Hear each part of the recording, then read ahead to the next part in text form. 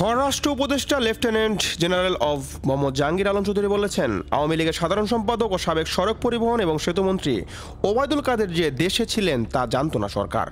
মঙ্গলবার 17 ডিসেম্বর ঢাকা বিভাগীয় কমিশনারের কার্যালয়ে বিভাগীয় আইন শৃঙ্খলা সংক্রান্ত বিষয় সভায় তিনি একথা বলেন। 3 মাস বাংলাদেশে লুকিয়েছিল, আমরা তো জানি না। আমরা যদি তারে জানতাম আমরা অবশ্যই ধরে ফেলতাম। এরা আগেই চলে গেছে, এরা তো বুঝতে পারছে যে আমরা তো ধরা খেয়ে যাব।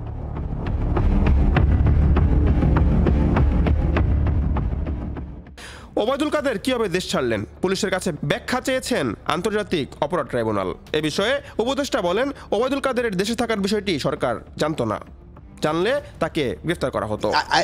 উনি কোন থেকে জানলো যে 3 মাস বাংলাদেশে লুকিয়েছিল? আমরা তো জানি না। আমরা যদি তারে জানতাম আমরা অবশ্যই ধরে ফেলতাম।